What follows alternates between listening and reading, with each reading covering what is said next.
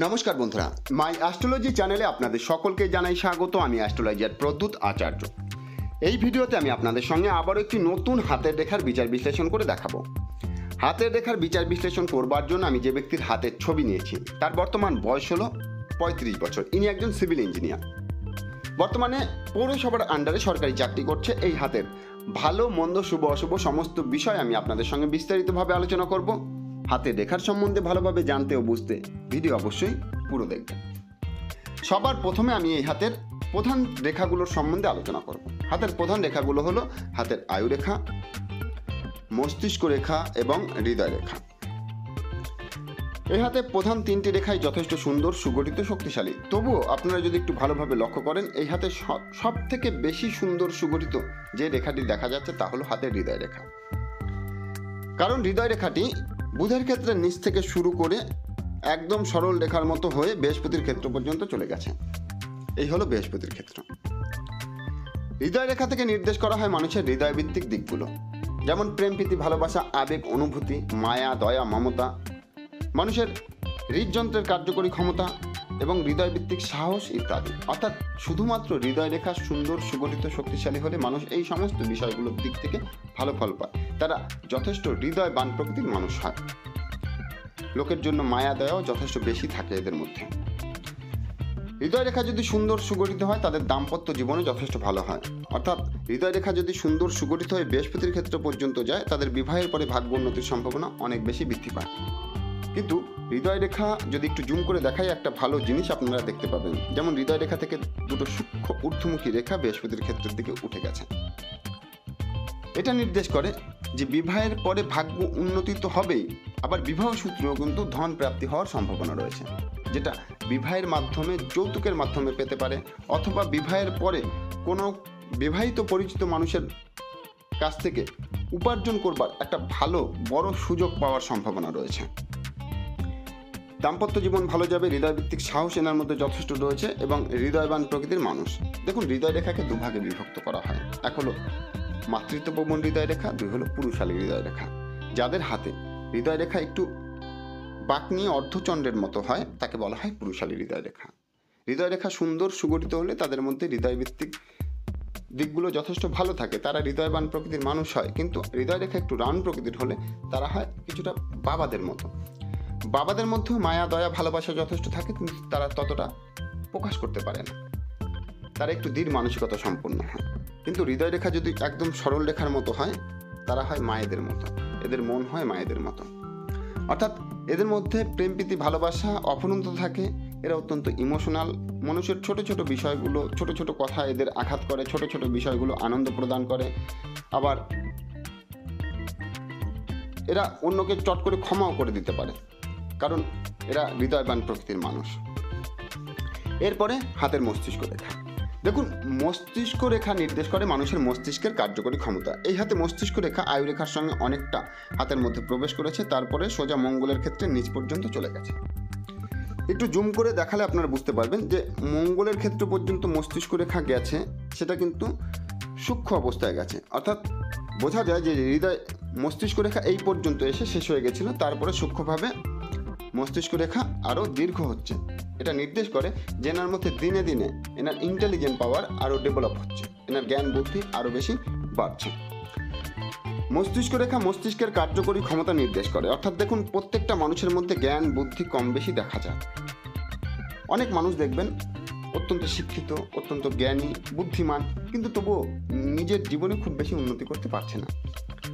হতে পারে যে তাদের হাতে মস্তিষ্ক রেখার বিকাশ ততটা ভালো হয়নি, মস্তিষ্ক রেখা সামান্য একটু ছোট, বা মস্তিষ্ক রেখা কোনো না কোনোভাবে পীড়িত হয়েছে। কিন্তু মস্তিষ্ক রেখা ভালো হলে তাদের মধ্যে যদি জ্ঞান বুদ্ধি কমও থাকে, সেই জ্ঞান বুদ্ধিকে সঠিকভাবে ব্যবহার করার ক্ষমতা তৈরি হয়, ফলে তারা জীবন উন্নতি করতে পারে। অর্থাৎ নিজের প্রচেষ্টায়, নিজের প্রতিভার দ্বারা যদি জীবনে উন্নতি করতে হয়, তাহলে অবশ্যই তার মস্তিষ্ক রেখা ভালো থাকতে হবে। এই হাতে মস্তিষ্ক রেখা কিন্তু যথেষ্ট ভালো রয়েছে। আরেকটা কথা হলো, মস্তিষ্ক রেখা যদি সুন্দর সুগঠিত হয়, তাহলে তাদের মধ্যে মানবিক গুণাবলী যথেষ্ট বেশি থাকে।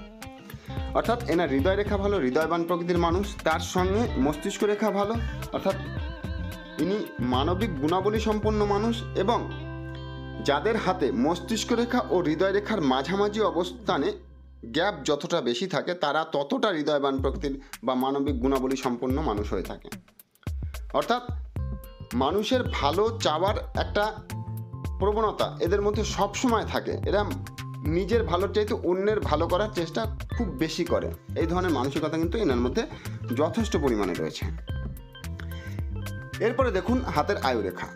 আয়ুরেখা ও মস্তিষ্ক রেখা মিলেমিশে অনেকটা হাতের মধ্যে প্রবেশ করেছে। আয়ুরেখা ও মস্তিষ্ক রেখা যখন মিলে একটি রেখায় পরিণত হয়, আর যত বয়স পর্যন্ত এই রেখাটি পরিণত হয়, এরা কিন্তু অন্যের প্রতি ডিপেন্ডেন্ট হওয়ার প্রবণতা তত বেশি থাকে। আর এই দুটো রেখা যত বেশি হাতের মধ্যে একত্রিতভাবে প্রবণতা প্রবেশ করে, তাদের মধ্যে অন্যের প্রতি মায়া দয়া ইমোশনাল ভাব এগুলো স্বাভাবিকভাবে বেশি হয়।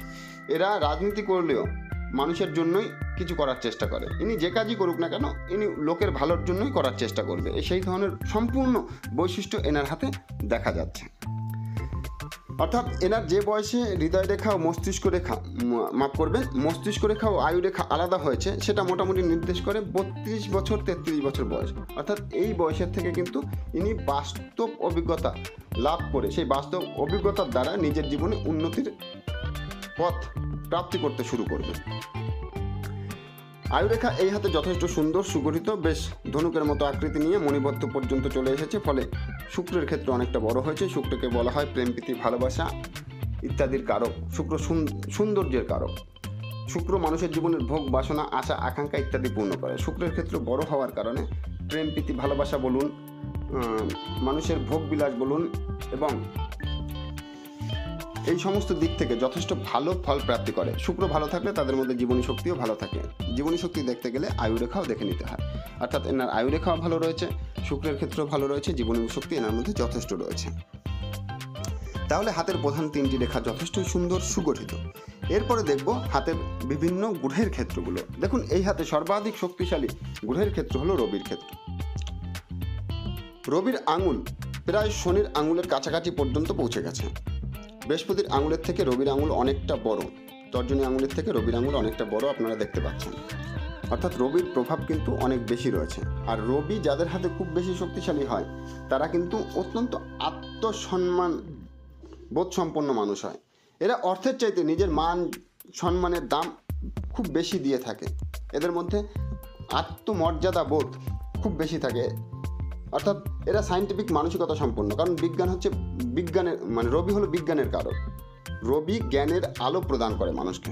এ হাতে রবির ক্ষেত্রে যথেষ্ট ভালো রয়েছে, সেখানে একটি রবি রেখাও রয়েছে। অর্থাৎ ইনি এনার কর্মের মাধ্যমে জীবনে যথেষ্ট নাম যশ প্রতিষ্ঠা লাভ করতে পারবে। বৃহস্পতির আঙুল সামান্য একটু ছোট হওয়ার কারণে, দেখুন বৃহস্পতিকে বলা হয় গুরু, বৃহস্পতি লিডারশিপের কারক, বৃহস্পতির ক্ষেত্র অনেক বড়। অর্থাৎ বৃহস্পতির প্রভাব এনার মধ্যে যথেষ্ট ভালো রয়েছে। কিন্তু বৃহস্পতির আঙুল কিছুটা ছোট হওয়ার কারণে লিডারশিপের গুণাবলী ক্ষমতা কিছুটা কমে যায়।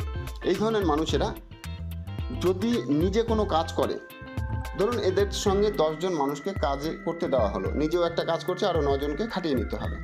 এরা নিজে যেই কাজটা করে সেই কাজের প্রতি এদের ধ্যান খুব বেশি থাকে, অন্যরা কী করছে সেই দিকে খুব বেশি ধ্যান দিতে পারে না।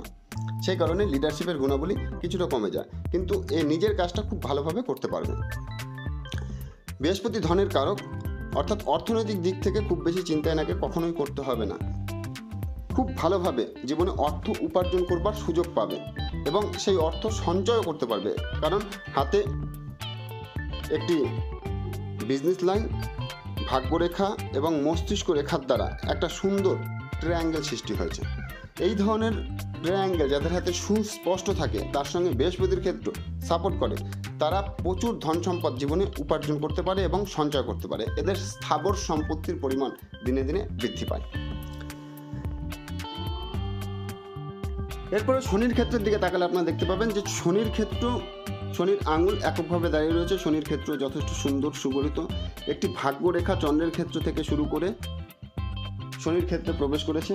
দেখুন ভাগ্যরেখা যখন চন্দ্রের ক্ষেত্র থেকে শুরু হয়, চন্দ্রকে বলা হয় নারীর কারক, অর্থাৎ চন্দ্র মহিলাদের কারক। চন্দ্রের ক্ষেত্র থেকে যখন ভাগ্যরেখা ওঠে, এটা নির্দেশ করে যে কোনো মহিলার সহযোগিতায় এ কিন্তু জীবনে যথেষ্ট উন্নতি করবার সুযোগ পায় বা এগিয়ে যাওয়ার সুযোগ পায়। সে কোনো নিজের মা হতে পারে, সে নিজের বোন হতে পারে, নিজের প্রেমিকা হতে পারে, বা নিজের স্ত্রীও হতে পারে। অর্থাৎ প্রেমিক, প্রেমিকা বা কোনো না কোনো নারীর দ্বারা সহযোগিতার মাধ্যমে জীবনে উন্নতির পথ পায়। শনির ক্ষেত্র এনার হাতে যথেষ্ট সুন্দর, সুগঠিত, কিন্তু শনির ক্ষেত্রে দেখবেন একটি ক্রস চিহ্ন সৃষ্টি হয়েছে। অর্থাৎ ইনি যে সেক্টরে কাজ করছে সেই সেক্টরে কিন্তু যথেষ্ট বাধা, বিঘ্ন, প্রেশার অবশ্যই থাকবে। যেমন সরকারি কাজ করতে গেলে বিভিন্ন নেতাদের প্রেশার থাকে, রাজনৈতিক প্রেশার থাকে, গুন্ডা, মস্তান, বদমাইশের প্রেশার থাকে। এই ধরনের প্রেশার কিন্তু একে সামলাতে হবে। যেহেতু এনার রবির ক্ষেত্র ভালো রয়েছে, মস্তিষ্ক রেখা ভালো রয়েছে, নিজের জ্ঞান বুদ্ধির দ্বারা সেই সমস্ত বিষয়গুলোকে ইনি খুব ভালোভাবে ম্যানেজ করে নিতে পারবেন।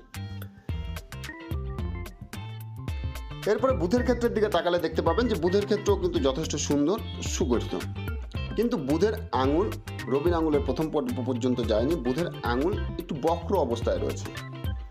বুধের আঙুল যখন বক্র অবস্থায় থাকে তাদের মধ্যে কিন্তু কূট বুদ্ধিও যথেষ্ট বেড়ে যায়। অর্থাৎ তারা দ্রুত প্রকৃতির হয়, তারা অত্যন্ত চালাক, চতুর মানসিকতা সম্পন্ন হয়ে থাকে, এবং তাদের মধ্যে কিন্তু কিছুটা ইগো অনেক বেশি থাকে। অর্থাৎ ইগো, সেন্টিমেন্ট, এই ধরনের প্রবণতা অনেক বেশি এদের মধ্যে দেখা যায়। তার সাথে হাতে সুন্দর একটি বিজনেস রেখাও রয়েছে, যেটা নির্দেশ করে যে এই ধরনের বিজনেস রেখা যদি হাতে থাকে, তার সঙ্গে বুধের ক্ষেত্র যদি ভালো থাকে, তাহলে তারা ব্যবসার দিক থেকে কিন্তু যথেষ্ট ভালো ফল প্রাপ্তি করতে পারে। কিন্তু এনার হাতে বুধের আঙুল একটু বক্র হওয়ার কারণে আমি বলবো যে ব্যবসা না করাই ভালো, কারণ ইনি ব্যবসার থেকে নিজের জব বা নিজের প্রফেশনের মাধ্যমে জীবনে বেশি উন্নতি লাভ করতে পারবে। এরপরে চন্দ্রের ক্ষেত্র দেখুন, এই হাতে চন্দ্রের ক্ষেত্রও কিন্তু যথেষ্ট সুন্দর, সুগঠিত, বেশ শক্তিশালী। চন্দ্রকে বলা হয় মনের কারক। অর্থাৎ চন্দ্র যদি কারো হাতে শক্তিশালী থাকে, তারা যতই খারাপ পরিস্থিতির মধ্যে পড়ুক না কেন, তাদের মানসিক জোরটা থাকে, অর্থাৎ আত্মবিশ্বাস এদের মধ্যে যথেষ্ট ভালো থাকে। তার সঙ্গে মঙ্গলের কনফিডেন্স এনার মধ্যে রয়েছে। মস্তিষ্ক রেখা সুন্দর, সুগঠিত হয়ে এনার রাস্তা তৈরি করে দিচ্ছে। অর্থাৎ ইনি নিজের জ্ঞান বুদ্ধিকে ব্যবহার করে নিজের জীবনের উন্নতির রাস্তা নিজে খুঁজে বার করে নিতে পারছে। রাহুর ক্ষেত্র সামান্য একটু পীড়িত, অর্থাৎ রাহু কিছুটা সমস্যা ক্রিয়েট করবে জীবনে, আর সেটা কর্মক্ষেত্রেই বেশি হওয়ার সম্ভাবনা, কারণ কর্মক্ষেত্রে কিছু না কিছু প্রেশার এনার জীবনে অবশ্যই থাকবে। তো বন্ধুরা, এই হাতে টোটালে জীবনে উন্নতির বৈশিষ্ট্য কিন্তু যথেষ্ট ভালোভাবে দেখা যায়, কারণ হাতের গঠনমূলক বৈশিষ্ট্য ভালো হওয়ার সাথে সাথে হাতে বেশ কিছু শুভ সংকেত রয়েছে। তার সঙ্গে হাতের আঙুলগুলোও কিন্তু এককভাবে দাঁড়িয়ে রয়েছে, শুধু বুধের আঙুল বাদে, কারণ বুধের আঙুল সামান্য একটু বক্র হয়েছে, যেটা বিজনেস ক্ষেত্রে খুব ভালো ফল প্রদান করবে না, এবং কমিউনিকেশন খুব ভালো ধরে রাখার প্রবণতা নেই, বা কমিউনিকেশন স্কিলটাকে আরও ডেভেলপ করা উচিত। দেখুন, ভিডিও শেষ করার আগে একটা বিষয় আমি আপনাদের কাছে বলে যাই, যদি কারো হাতে হৃদয় রেখা এবং মস্তিষ্ক রেখা মিলেমিশে হাতের মধ্যে অনেক বেশি প্রবেশ করে, এটা নির্দেশ করে, আর যদি সেটা একটু পীড়িত হয়, অর্থাৎ সূক্ষ্ম সূক্ষ্ম রেখার দ্বারা এইভাবে কাটা হয়, বা এই জায়গাটা ভগ্ন হয়, তা এদের ছোটোবেলাটা অত্যন্ত দারিদ্রতার সঙ্গে কাটিয়েছে বা অনেক সমস্যার মধ্য দিয়ে কাটিয়েছে, তাই নির্দেশ করে।